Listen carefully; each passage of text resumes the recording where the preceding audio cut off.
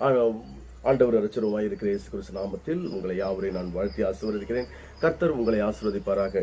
இந்த நாட்களிலே நம் 2 நிமிட வார்த்தையானது இன்று நான் 2 நிமிட வார்த்தை குறித்து இன்றைக்கு பேச காத்திருக்கிற வசனமானது பிரசங்கி 5ஆம் அதிகாரம் 2வது வசனத்தை பார்ப்போம். இந்த வசனத்தில் சொல்லப்படுகிறது, தேவ சமூகத்தில் நீ துணிகரமாய் உன் வாயினால் பேசாமலும் மனம் தவறி ஒரு வார்த்தையும் சொல்லாமலும் இரு.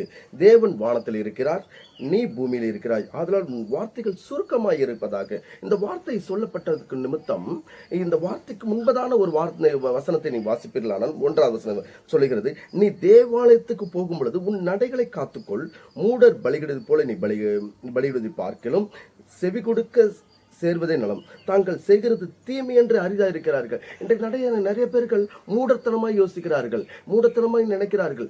பலியிடுது, கோயில் அங்க போய் பலியிடுறது, இங்க போய் பலியிடுறது, அங்க பலியிட்டா இங்க பலியிட்டா. இன்னைக்கு இந்த ஆடி மாச காலத்துல எங்கெங்க பலியிடுறத நினைக்கிறாங்க. இந்த பலியிடுது மூடர்கள் போல நீங்க யோசிக்க வேணாம். பலியிட்டா பாவம் போயிடும், பலியிட்டா நம்ம நல்லாயிடுவோம், பலியிட்டா அந்த காரியம் நடக்கும், இந்த காரியம் நடக்கும், நம்ம பாவம் எல்லாம் போயிட்டு நினைக்கிறாங்க.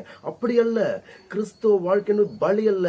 கர்த்தருக்கு முன்பதாக உன்னுடைய முழங்கால் பலியும், நீ ஆண்டவருக்கு முன்னாடி உன்னுடைய கண்ணீரின் பலியும், உன் ஆண்டவருக்கு முன்பதாக உன்னுடைய உபவாச பலியும் நீ செலுத்தும் பொழுது உன் பாவத்தை போக்க நீ ஆண்டவருடைய மன்னிப்பு கேட்கிற பலிதான் கர்த்தர் கேட்கிறார். அதே போலதான் நம் ஆலயத்துக்கு போகும் பொழுது நம்ம விசுவாசிகள் இருக்கணும், மனம் தவறி கத்துறோம், மனம் தவறி பேசுறோம்.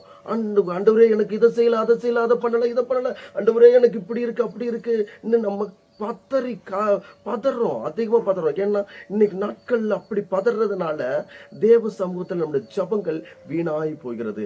அப்படிப்பட்ட நாம் இல்லாதபடிக்கு இந்நாட்களிலே கர்த்தரை நோக்கி நம் கண்ணீரோடு, ஆண்டவரே என் பிள்ளைங்களுக்கு, என் குடும்பத்திற்கு, என் தனிப்பட்ட வாழ்க்கைக்கு, என் பிள்ளைங்களுக்கு திருமணத்திற்கு, நான் இடம் வாங்குறதுக்கு, அடுத்தது ஒவ்வொரு காரியத்திற்கு, எல்லாவற்றுக்கும் தேவ சமூகத்தில் காத்திருந்து கண்ணீரோடு நீ ஆண்டவர் சமூகத்தில் முழங்கால் பண்ணிட்டு தனி அறையிலையோ உன் தனி ஜபத்திலேயோ உன் குடும்ப ஜபத்திலேயோ இல்லை ஆலயத்திலேயோ வரும் பொழுது வார்த்தைகள் சுருக்கமாய் இருப்பதாக என்று சொல்லுகிறேன். அதனால இந்த நாட்களிலே நாம் பேசுகிற எல்லாத்தையும் போயிட்டு நம்மள குடும்பத்தை பத்தி அலம்பக்கூடாது, நம் குடும்பத்தை புலம்பக்கூடாது. சுருக்கமாய் நாம் பேசி சுருக்கமாக தேவ சமூகத்தில் காத்திருந்து நாம் ஜெபிக்கும் பொழுது கர்த்தர் நிச்சயமாக நான் ஆசீர்வதிப்பாராக. இந்த வார்த்தை மூலம் தேவன் உங்களுக்கு பேசியிருப்பார் என்று விசுவாசிக்கிறேன். கர்த்தர் உங்களோடு ஆசீர்வதிப்பாராக. ஆமென்.